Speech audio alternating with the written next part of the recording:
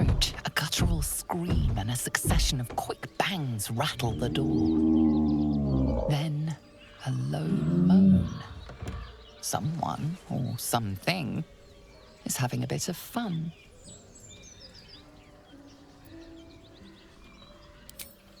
Leave it. Whoever's inside doesn't want an audience, and I don't want to fight.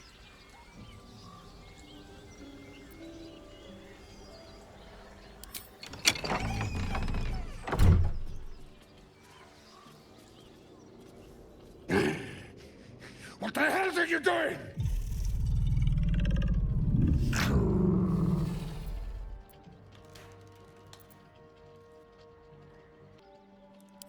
Ruined. Smash! Oh, smash you!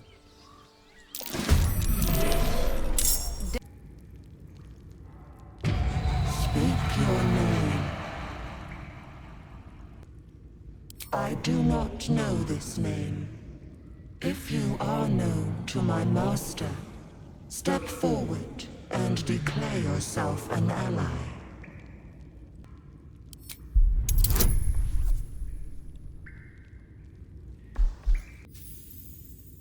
There is a pause as those glass eyes take you in. Then,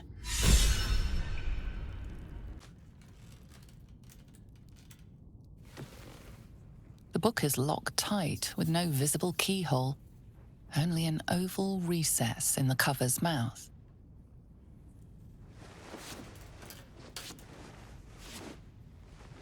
You try to examine the book, but the longer you stare, the more those piercing amethyst eyes draw you in. Curious. Why don't you take a closer look? I'll observe from back here. Please don't open the creepy book. That looks terribly heavy. Why don't you let me carry it for you?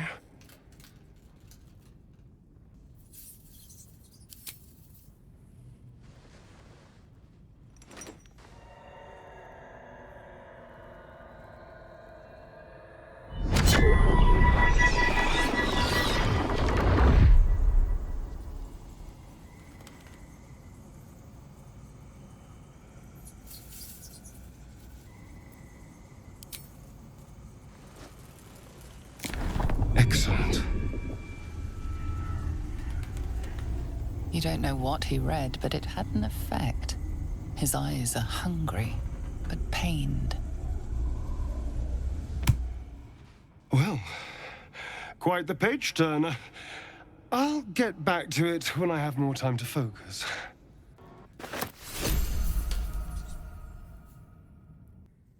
You feel its connection, its longing to be opened, to share its secrets.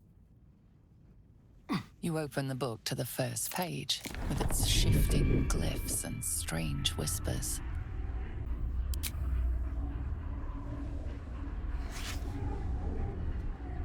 The symbols dart beneath your eyes, warping and twisting. Your head throbs, but you almost understand.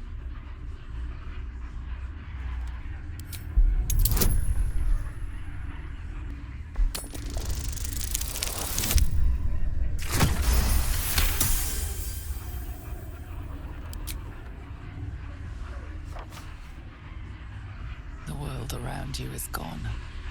You can only see those glyphs, only hear those voices. You feel claws moving in the shadows. They pull at you, dragging you closer.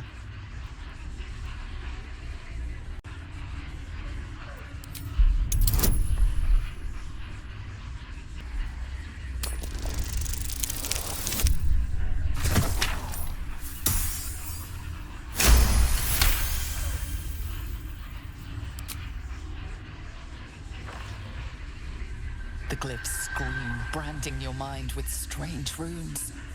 You see time rewritten, fate undone, your future thrumming with power. The book snaps closed. You've seen too much. What profane knowledge is now seared inside of you should never have known.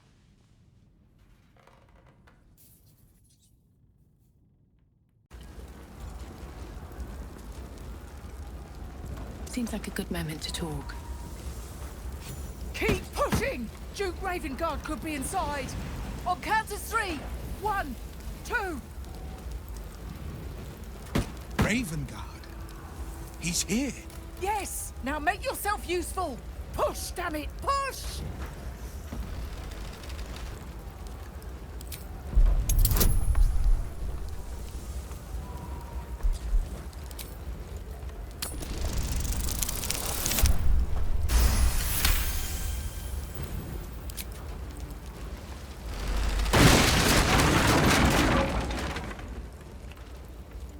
Inside! Hurry! We don't have much time! I'm afraid proper thanks must wait. Floric, are you all right? Well, by the living gods, I couldn't have asked for a finer savior. Scorched throat. A few hairs singed off. Nothing a bit of time and fresh air can't cure. Gauntlet, a new duty calls. Drow have taken Grand Duke Older Ravengard westward, if my eyes and ears can be believed. Report to the Manip and send for reinforcements. We must find the Duke. On your command, Councillor. No, it can't be. You mean they've taken my... Yes, Wyll. The Drow have your father. As well you should. He is the great champion of the Council. Commander of the Flaming Fist, the binding force holding Baldur's Gate together. Without him, the city faces collapse. In fact, I fear that may have been the intention of those who abducted him. Wyll, you must hold little love for your father. But please, find him and return him to the city. Trust us to see it through, Councillor. Isn't it clear? You travel with the Blade of Frontiers. Who might I trust if not a legend? Who might rise to the moment if not Ravengard's own son? Damn you! My father's in danger. We cannot turn our backs. I see your goodwill has limits. Far be it from me to stretch them. Should you hear word of Ravengard, seek me out. I will not fly far. Remember, Wyll, courage is found in the battle against fear, not in the defeat of it. So Father said. I won't soon forget. Fist, to work. Shit. You can put distance between you and yesterday, but you'll never leave it fully behind. Father's words. Hard to argue with them. Floric spoke true. I'm a Grand Duke's son. Well, he's not just any Grand Duke. He's Older Ravengard, the most influential Duke in the city. Thank you. That means a lot. But I wonder, what makes a Duke of Baldur's Gate so interesting to the Drow? Even the houses of Men's Oberanzen would have little use for my father.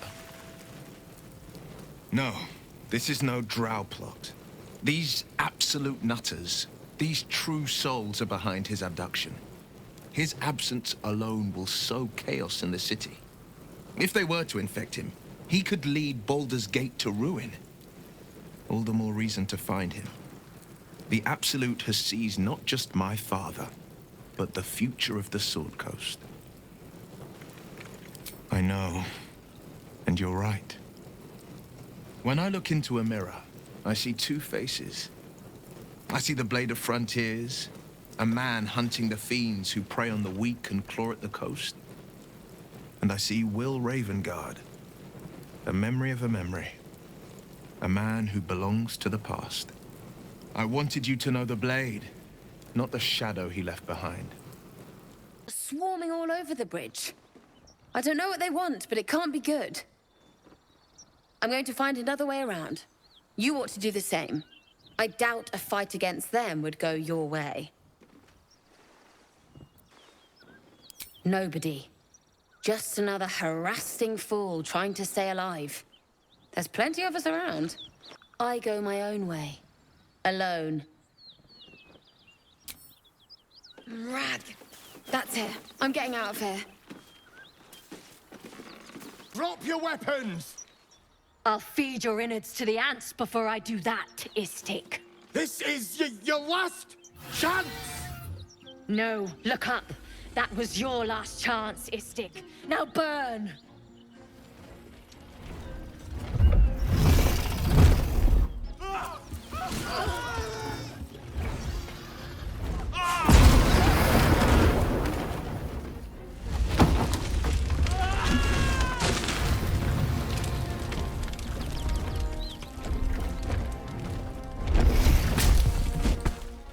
Stop wasting time, Beretta. You're not here to play with the locals. Of course, Kithrak. We merely sought to... No excuses. Question, kill, then move on. Find the weapon. Our queen watches us. Fail her at your peril. A red dragon. I envy its knight. Would that I rode such a steed. A creche must be near. Come, my kin await. The dragons serve Githyanki. I'll see it does you no harm. Follow me. We are close to the cure we seek.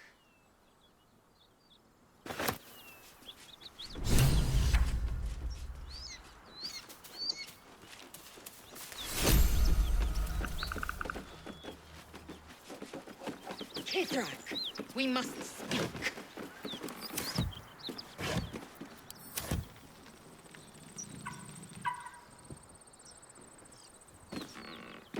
Hear me, knight.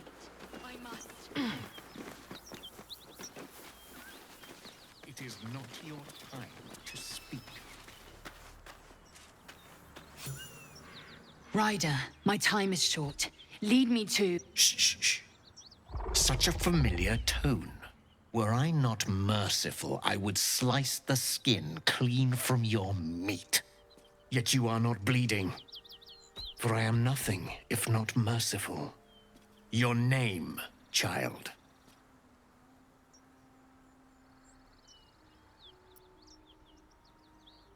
Lae'zel.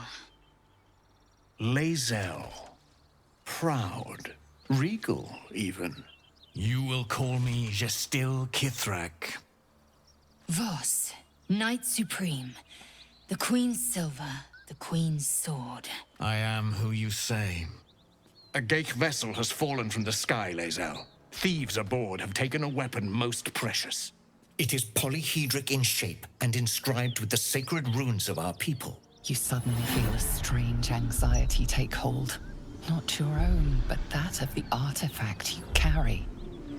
Somehow, it's afraid you attune your mind to it.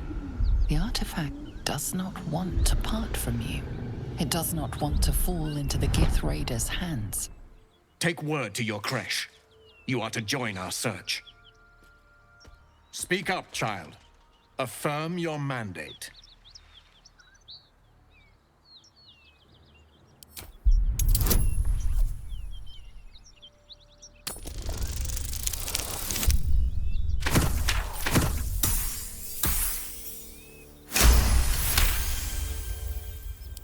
You honor me with this duty, Kithrak. I shall alert my caretaker with haste. Content with Lae'zel's answer. You serve your queen well, child. Take your slaves and hunt those who escaped the Geich ship. They must carry the weapon. I fly now to Vlaakith, our undying queen. She will see your faith rewarded in this plane and ours. A current of deception carries Voss's words. Wherever he flies, it is not to Vlaakith. To Danos! To the sky!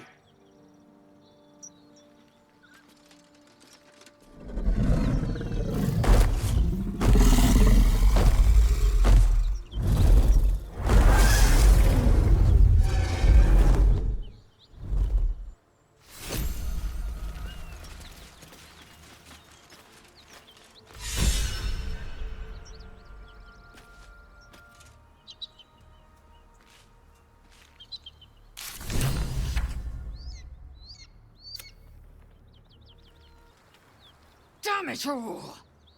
You did well to intervene, vexed as I am to admit it. The Gestil Kithrak would have flayed our skin and left our carcasses to burn in the sun. All for the sake of the artifact that we carry. The creche is near, this much we know. We follow the path forward and into the valley. No one, not even the ignoble Gestil Kithrak, will keep me from my purification. It seems the Githyanki are keen to reclaim the artifact I carry. I can't afford that to happen. In fact, none of us can. That thing is shielding us somehow. I don't want to know what happens if we lose it. Agreed.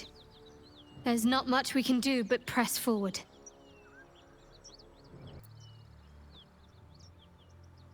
There's no story. None that you're entitled to hear, anyway. Just forget you ever saw it. Met anyone but her. Now? But I'm just getting comfy. My pet's been unruly.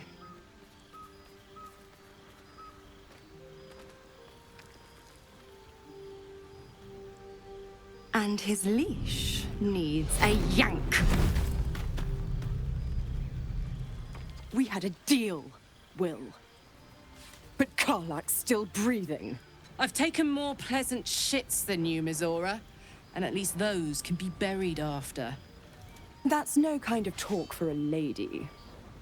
By the way, Karlach, Zariel sends her regards. You told me! Devils only!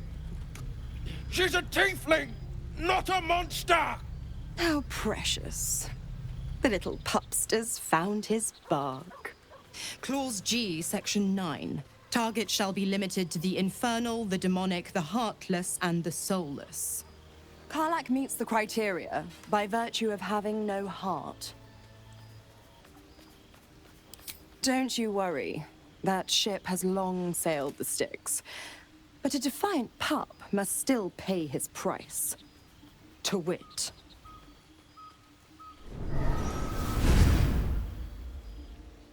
Wyll burns in the fires of Avernus. The lightning storms of Dis strike his flesh. His soul passes through each layer of the hells, gaining their essence and their torment.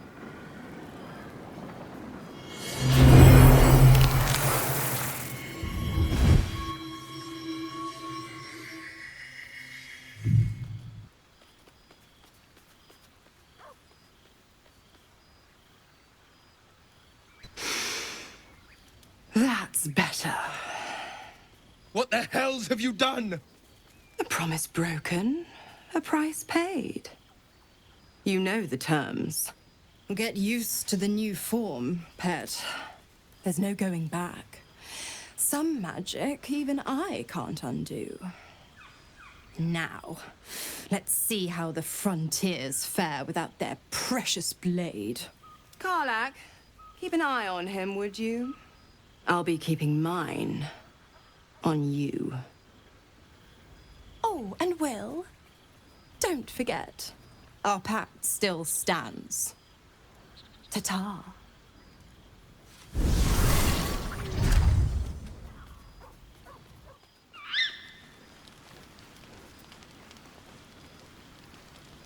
I'll be honest, soldier. I'm reeling. Wyll hardly knows me, but he chose my life over his. Been a long time since someone stuck their neck out for me like that. Gobsmacked, really. But grateful. Really grateful. I could learn a thing or two from a man like that. Hopefully we won't turn into mind flayers first. God's damn her straight back to the hells. Just look at me. I did what was right, and Mizora made me pay for it. I'd be hunting devils and demons, she said. Traitors and hypocrites, heartless evils of all sorts, but not Zariel's victims. Not innocent tieflings. Warlock pacts tend to be unforgiving from what you know of them. Wyll was lucky he didn't face a more severe punishment. All these years. You'd think it's a lesson I'd have well learned. It's Mizora who grants me the power to conjure armor and cast eldritch blasts. Before I was infected, I could even call hell beasts and summon festering clouds. But I promise you, every thrust of my blade and every flame I sparked was for the good of the coast.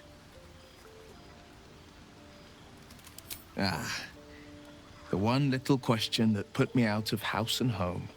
I can't utter the terms or circumstances of the pact. I can tell you most all else, but the pact, I'm forbidden, unless Mizora permits it. But I'll say this. The moment I pacted myself to Mizora, I have not regretted for a heartbeat. It was my proudest deed. It was worth the sacrifice. All I can give you on that is my solemn word. The air is heavy. Moisture drips down your forehead. Pain shoots through your fingers. Your hands shake as they reach upward. Your forehead remains drenched no matter how much you wipe.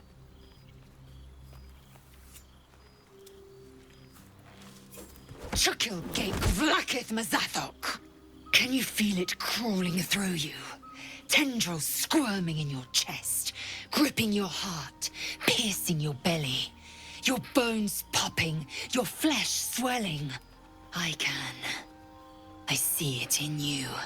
I feel it in me. We are lost. I will be quick with my blade. First you, then the others, then myself. Your minds intertwine. You sense a touch of uncertainty, a touch of disgust.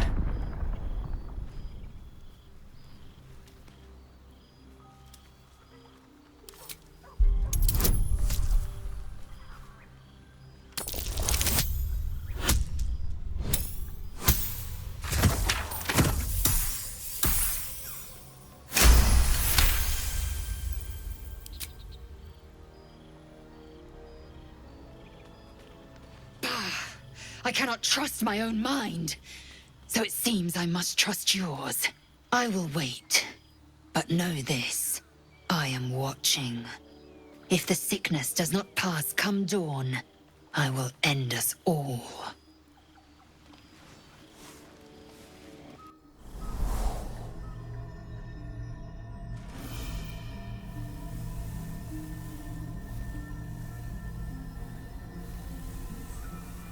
I came just in time. You are transforming.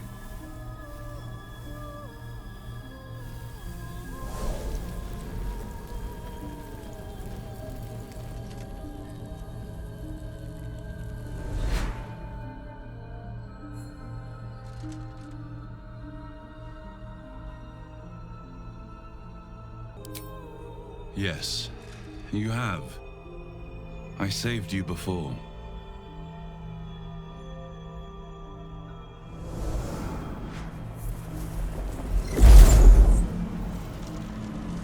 I'm here to save you again. Don't worry. You will not become a mind flayer. Not while I'm around. I'll protect you.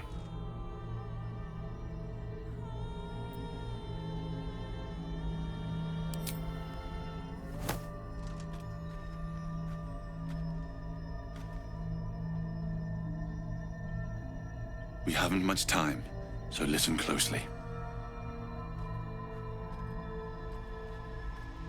There is great potential within you. It comes from that parasite. Your instinct is to resist the power it gives, but you must accept it. Nurture it. I will keep it from consuming you. But for the sake of both of us, you must learn to wield it.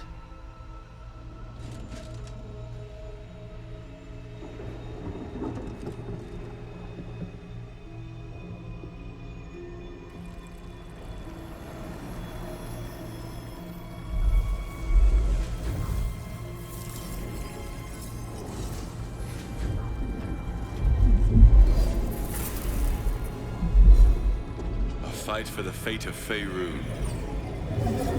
A fight we are losing. For now.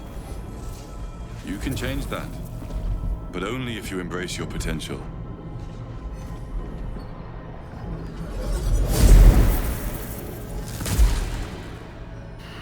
I have to go. The enemy is closing in. I will be back.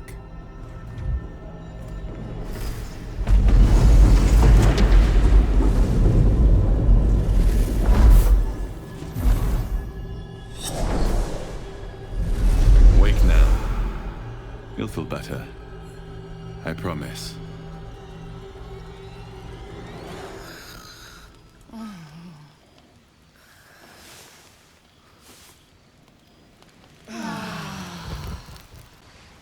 I had a dream, as we all did, I suspect. Someone came to me and promised to protect me while claiming that the parasite could empower me. The parasite has taken root, it would seem. Every word, every promise, it is gate deception. I need a quick word. I had a dream last night. A vivid one. And so did you, judging from the way my tadpole is tingling. Someone came to me and promised to protect me while claiming that the parasite could empower me. Tempting as these powers sound, we should recognize this dream for what it is, the tadpole's little trick.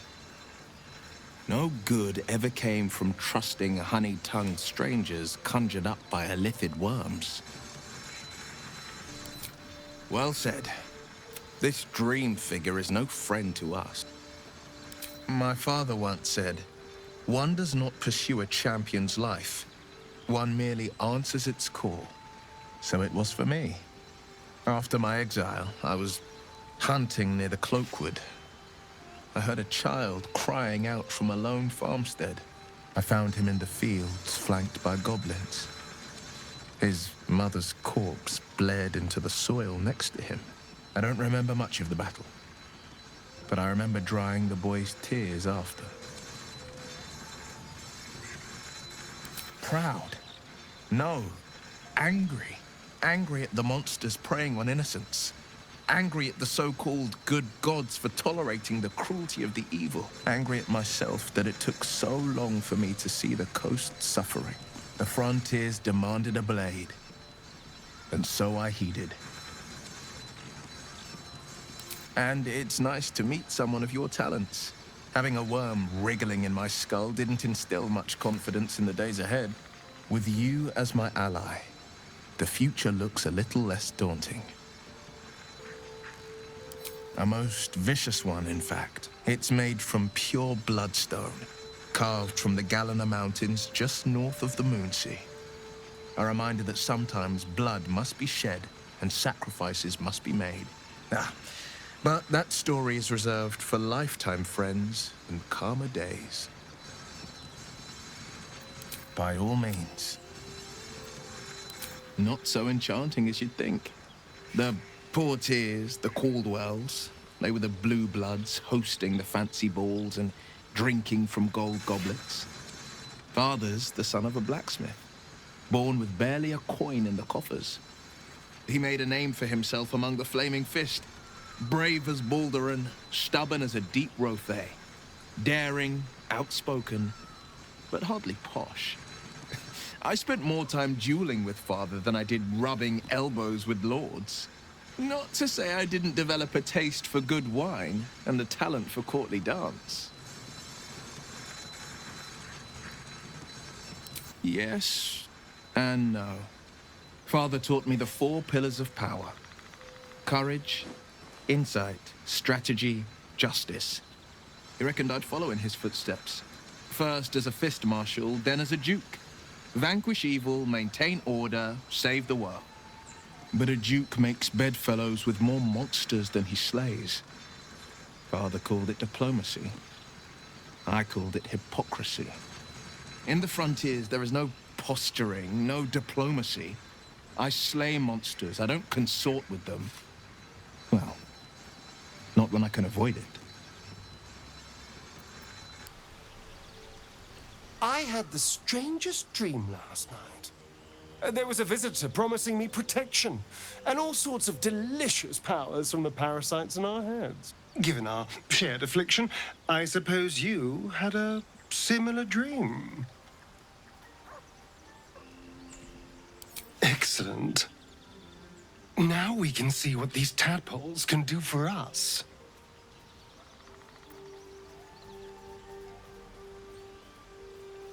Exactly.